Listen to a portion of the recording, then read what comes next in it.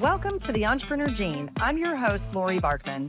Each week, we'll hear from founders and CEOs to explore key decisions they've made for growth, value creation, and challenges along the way.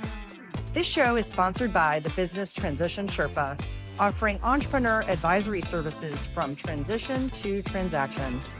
Don't forget to hit subscribe, follow us for the latest episodes, and visit thebusinesstransitionsherpa.com for more exclusive content. Let's dive in. I am so excited to share the stage with a friend of mine, dear friend of mine. Gotten to know her so much better in more recent years, and I'm sure as we'll talk about that we have a really fun thing in common, which is e-commerce. Yes, we're going to nerd out on e-commerce today.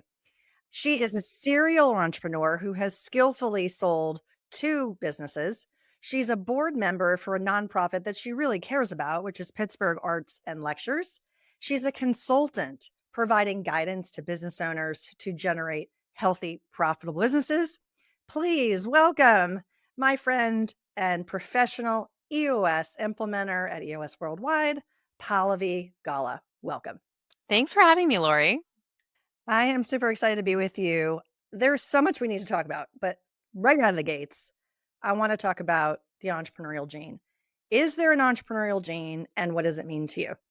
I think there are certain people that have something in their blood, right, that makes them want to start something, to create something. But ultimately, I think it's more about nurturing the environment you grow up in and the skills that your parents or whoever's in your life have helped you develop. So I believe that anyone can be an entrepreneur. Sure, there are some people that just have something in them, and the second they're born, they come out wanting to be a creator and think differently. But I do think it's a skill set that can be nurtured as well. What kinds of skills do you think are super important to nurture for entrepreneurs? Yeah, I mean, I think, you know, the marshmallow test, the ability to have delayed gratification from a young age, I think is one thing that is a skill set that you need in that entrepreneurial journey. You're going to put in a lot of hard work and you may not see the results, the perseverance, the grit that so many talk about in so many successful endeavors is integral. I think the ability to fail, right? And be okay with failure, the ability to hear no many, many, many times, and still have the conviction to pursue an idea that you have is important. And I also think the ability to be solutions focused because it's an emotional journey being an entrepreneur. It's emotional to build something. It's exhausting to think outside the box and convince people that you have an idea that is validated, it should be in the market, whatever it may be. And uh, when you hear no's, you have to be able to switch gears and think of how you're going to move forward because it's an ever changing landscape. So is thick skin something you can learn? I think so. I think if you're motivated enough, and that's why I always, when I'm speaking to people that are interested in taking the entrepreneurial journey, the biggest thing I tell them is you have to be really focused on solving a problem in the world because if you know what problem you're solving, you can pivot, 10 to 20 times to get to the solution. It's not about the solution, it's about the problem you're solving. And so, yes, I think you can learn to do that if you're passionate about the problem that you're trying to solve. So we've been talking about in this question of kind of nature versus nurture, you're a believer that we can learn some of these skills that can enable us to be an entrepreneur and succeed. Curious about your family. Did you have any entrepreneurs in your family that influenced you? And I think I came to this conclusion because my parents are probably the opposite of entrepreneurs. They're both physicians. They were focused on stability. We were kind of told to, take the path traveled. And my 2 older brothers, one of them, they're both physicians. But there was something about, I think, the way we were raised that led us all to be entrepreneurs in our own right. And so it's this conviction, the confidence they have had in us, their confidence that we could try new things and take risks. I think those things were nurtured in us, even though I didn't have that example in my life. Yeah, that makes so much sense. And did you ever encounter this feeling of, hey, maybe I shouldn't be doing this, or a little feeling of an imposter syndrome as you were building there's two businesses that I'm aware of. You might have more, but as you're building your businesses, did you feel any of that? I think I still feel that today. I think that's a normal part of doing something and kind of being in a category that not many people are in, right? And so I am always trying to, I guess I always have a chip on my shoulder. Do I belong here? Have I done enough? Am I successful? And I think those are emotions that a lot of entrepreneurs feel because, to be honest, even if you have a failed venture, I would still call that a success. There's so many things that you learn from that. Um, but the world doesn't always see it that way. So yes, I feel imposter syndrome constantly, as an entrepreneur, as a business person, as someone that stepped out many times to try new things, and wondering if I can do it again. I love that you've been continuing to try new things. You have such an entrepreneurial spirit. That's the reason for this next question. I'm curious what challenges you're facing as an entrepreneur. And I know you work with a lot of entrepreneurs as well. So you feel free to be specific for yourself, but also, broaden it out from what you're observing in the market today. Yeah, I mean, I think for me, I've certainly faced so many different challenges in scaling the two businesses, that I've since sold. I'm in a new role now where I'm helping business owners. And I think the challenge for me, because I'm more of a coach than a consultant, is not stepping in. I may have gone down the same journey that they're going down, similar to parenting, but I can't step in and tell them what I would do. I can share my experience, but at the end of the day, some of my clients are gonna make similar mistakes that I do, and I think those mistakes are so common throughout the entrepreneurial journey, being really kind of set in your ways, thinking you know the solutions, digging your heels in because there is so much conviction and passion, right, when you're on that journey, when you're building something with a team. So yes, those are the challenges I face, not sticking my toes in the sand, and giving too much of an opinion when I'm working with clients now. And that's probably a super relatable challenge for all of us who manage people because even though we think we might know the answer, we can't do it for our team. And if we are, there's a problem. They're probably gonna resent you for it, right? Because 'Cause they're gonna think Yeah. you're not trusting them or you're not fully delegating, and you're not gonna really be building the value in your business, and you're probably gonna be miserable too. You're gonna feel like a prisoner in your business. So I'm underscoring this because I feel like it's a very relatable challenge. And what advice do you have for entrepreneurs and leaders who might be feeling that challenge? Yeah, and I think that's a challenge that I help a lot of the leadership teams that I work with overcome. Oftentimes, it's that entrepreneur, it's that owner that has had success. They, for so many years, have had the answers, right? The solutions to the problems that their teams were facing. But you get to a point where you don't have all the answers anymore. You aren't the best in the room at what you do. And it's how do you let go and find the right people and create the right structure to help those people thrive. So I would say, tips, I guess awareness, number one, right? Knowing what you're doing and having the awareness, because if you can stop yourself from putting in that word, then that's step number 1. Step number 2, create the systems that allow those people to thrive, right? Create environments where their ideas are shared and that you're not making the decisions and that you're actually asking their opinions before you say something yourself. Because what I've observed in working with leadership teams is they're so impacted by what that entrepreneur or leader that built that company has said. And so even if you're trying to foster an environment where you're listening to different opinions, the moment you say something before they do, there is this rush to get on board with your idea because you must be right. Mm, yes, that's a real challenge for sure. As you think about the future of your industry, which is now in a different industry than where you were, just a year ago, Yeah. and helping entrepreneurs be successful, that's a daunting task. But what excites you about the future of the consulting industry and coaching industry, excuse me, and working with entrepreneurs to help them be successful in the future? I think for me, there's so much more awareness, I think, as a younger professional within the business world, there wasn't as much openness to using resources to become better. People were focused on having the answers and not really hiring people, hiring coaches, hiring consultants.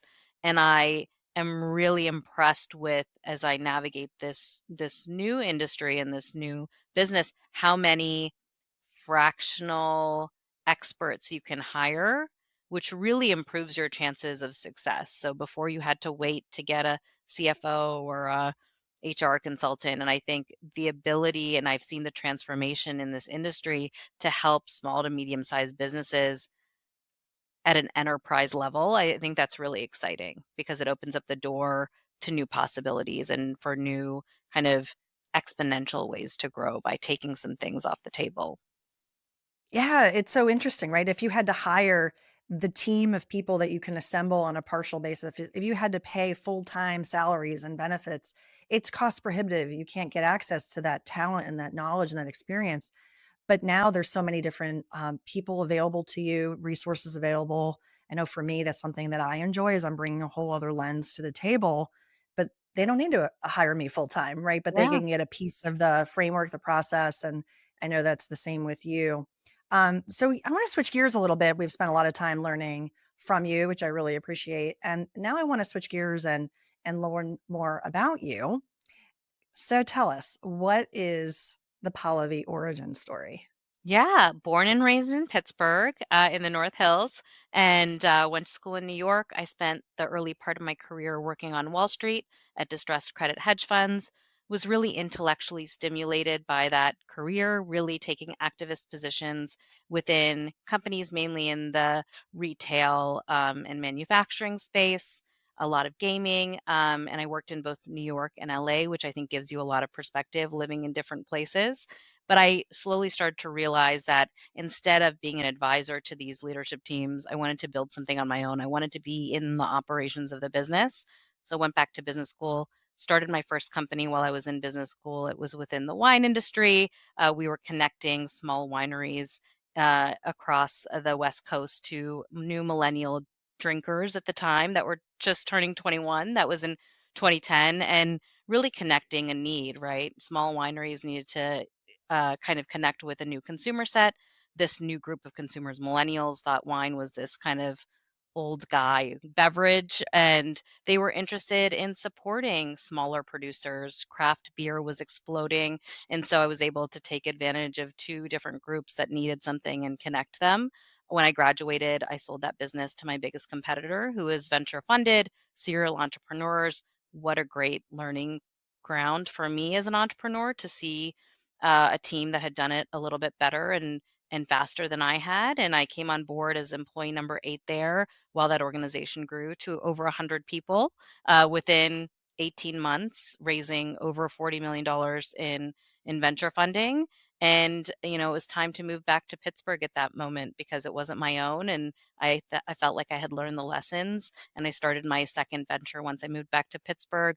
I had my first son and really saw a gap in the market. That's when we first met, when I was really thinking about starting an apparel brand, had no apparel expertise, but with the boom of activewear, I saw no technical fabrics being used in children's wear. I thought there was a real opportunity, and I started a company called Lark in 2016 and scaled that through COVID, through supply chain issues. We moved from children's wear to women's wear to men's wear, and I sold that business in 2022. So that's kind of my journey.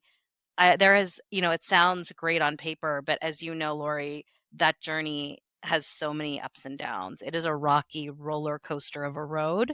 Funding issues, supply chain issues, um, building a team during COVID, having two kids at home during COVID, right? I was raising a family and a company all at the same time, and I knew when I, ended that journey that all I wanted to do was kind of throw myself into the passion of helping other business owners, which is what I now do as an EOS implementer, and helping the companies I want to help, which are profitable, salt of the earth, whether that's brick and mortar or businesses. They may have been around for a couple years or a very long time, but they, have a product or service, they're passionate about their product or service, and they're looking for help on how they can get to that next stage, how they can grow to hopefully achieve their goals.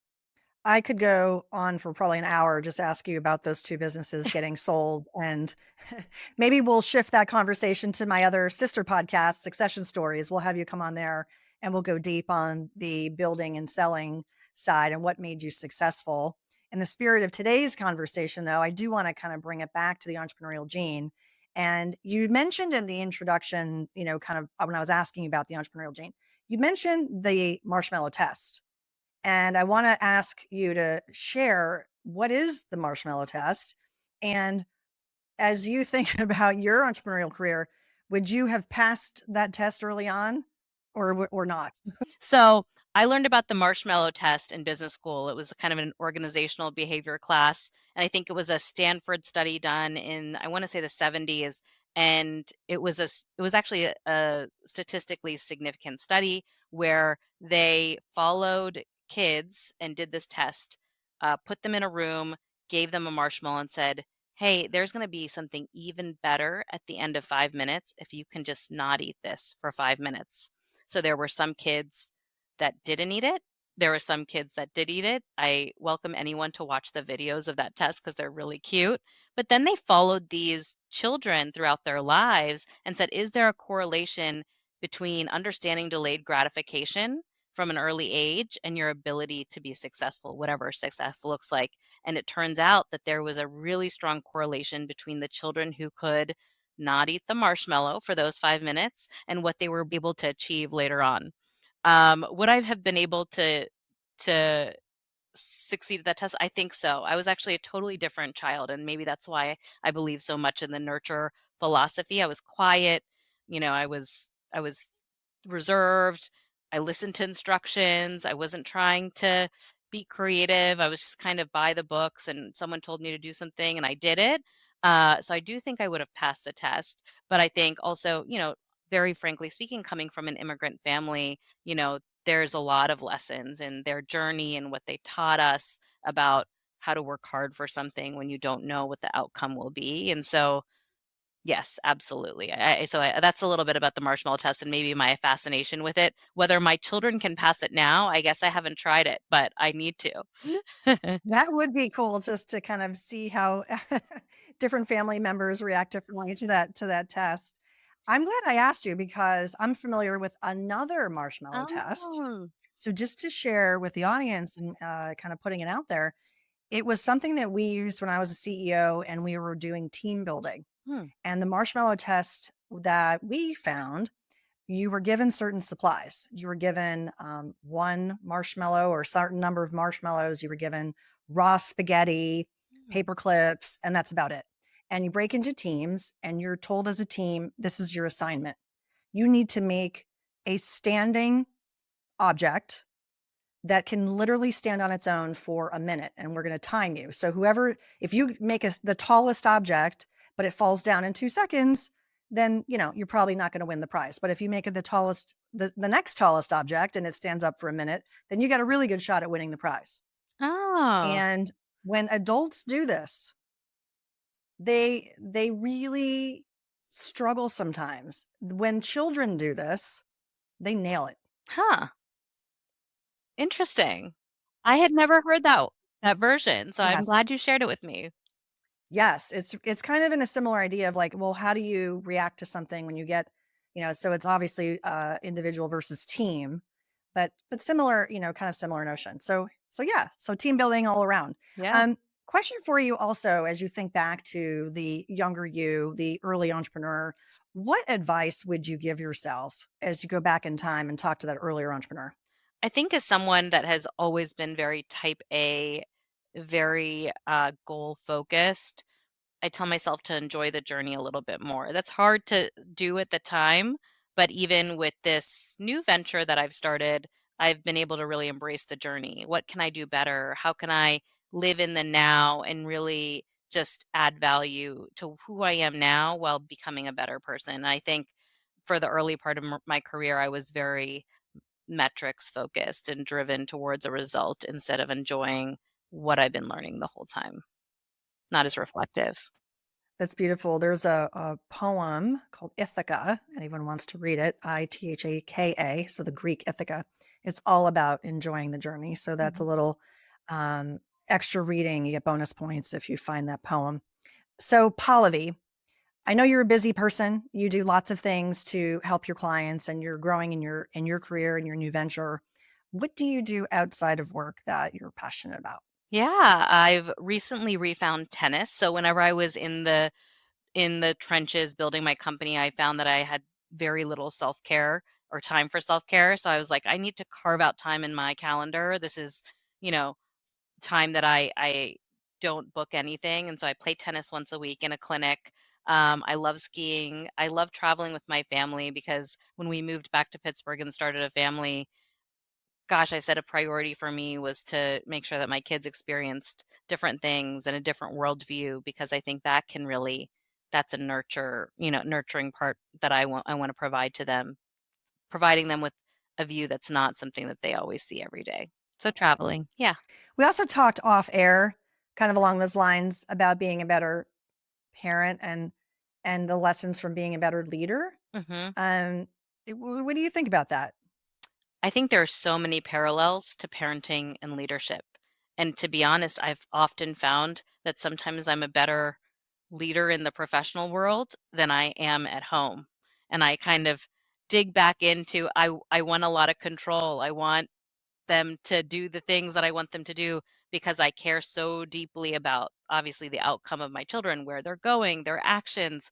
Um, so I think we talked about this. Anytime I go to like a leadership summit or a executive, workshop, I end up being like, I need to do more of that at home. And so again, I think there are so many parallels. And what I think I say, to so many of my clients is we live in a world where sometimes there's this expectation that work is also family.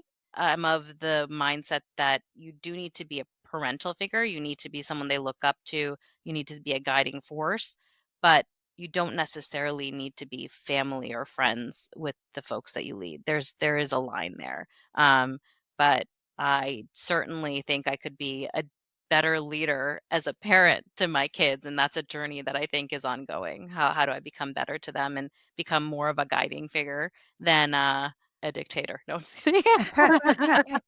They're 6 and 8, so it's a very challenging time. There's a lot of telling them what to do. I can definitely empathize with that. I think also patience. I have become so much more patient Yeah. with age and wisdom and time. And I can see where I was definitely impatient at work. I can see where I was impatient with my family. Mhm. And that my kids call me out on it now. Like if I start to exhibit like a stress reaction to something, they know not they're not pushing my buttons in a bad way, but they call me out on it. They're like, Mhm. "Why are you getting stressed right now?" And then I'm like, "I don't know. I don't need to be. You're right."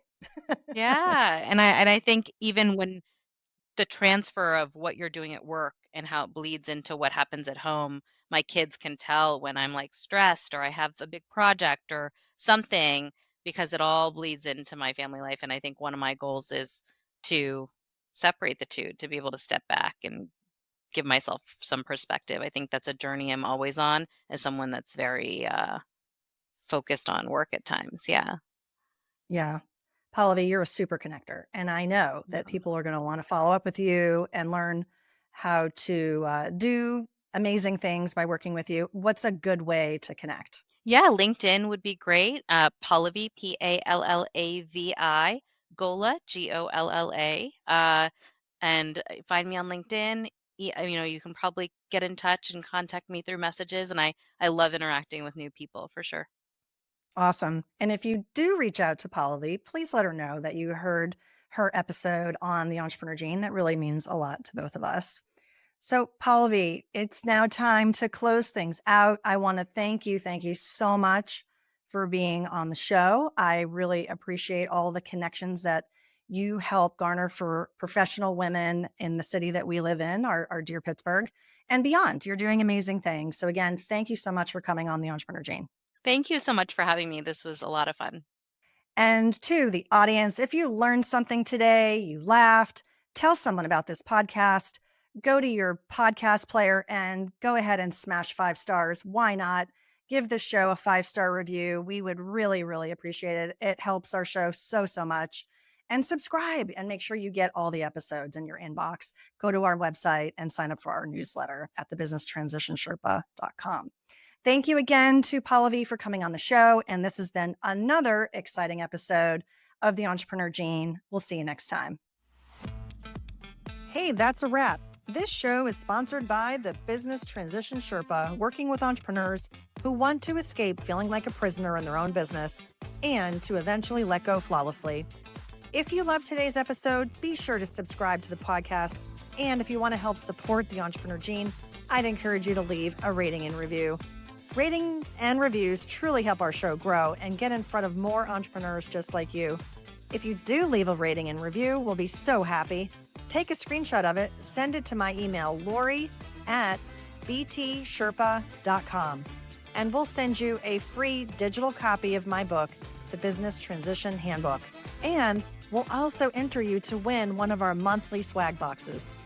For show notes, including links to everything in today's episode, be sure to visit btsherpa.com. Also, as a reminder, you can watch this full video interview on our YouTube channel for the Business Transition Sherpa. While you're there, be sure to check out videos from our award-winning podcast called Succession Stories. We'll see you next time on The Entrepreneur Gene.